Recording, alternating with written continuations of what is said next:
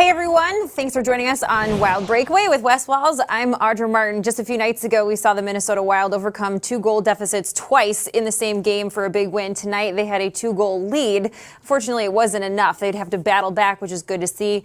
But unfortunately, they had to settle for 1 point tonight against the Kings. Yeah, and a very valuable, very important point out on the road in LA. Never easy to win out there. But yeah, it was a really kind of a strange game again, very similar to the one in San Jose, where it was kind of a tale of two different games. I thought the Minnesota Wild played an outstanding first period. Won the opening faceoff, was able to get the puck in the zone, spent about 40 seconds in the zone, dominated the first period. The second period got into situations through the neutral zone where they started to turn over a lot of pucks.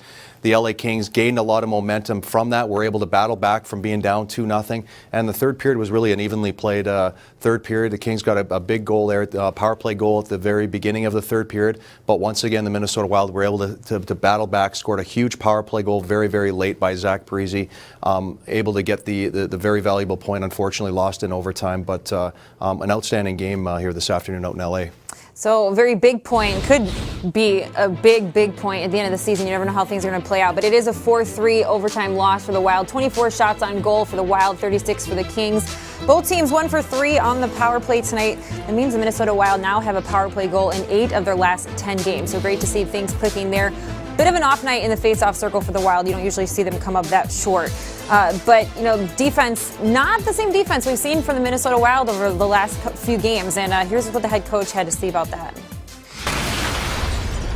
Well, I mean, you go through these things, but I mean, we need one really good game where we're back to checking everybody. I mean, and not giving up a lot of good scoring chances. When we give 10 or under, we're a good team.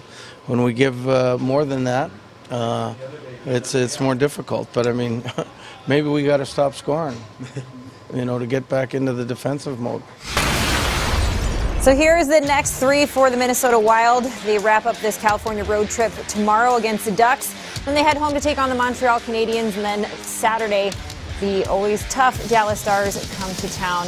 6:30 will get you started for that game. But, of course, your eyes go right to the game tomorrow. Back-to-back games are tough. It's even tougher when you're taking on the Ducks. It's even tougher when you know there's a lot at stake because it's your head coach returning to the team he coached last year. For sure, and Bruce would probably downplay it, and he'll downplay it tomorrow. It's just another game.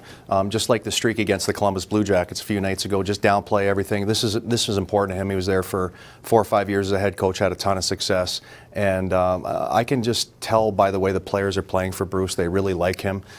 They give it everything they have every night. So I know this is going to be important, not only for Bruce Boudreau, but I'm sure the players are going to really dig deep tomorrow and give everything they have to see if they can get him a win out in Anaheim tomorrow night. It would be a huge win. Won't come easy, though, so we'll see if the Wild can bounce back after maybe a tough one in LA today. We'll see if they can get the job done against the Ducks. We look forward to seeing you tomorrow night. For Wes Walls, I'm Audra Martin. Thanks for joining us on today's Breakaway.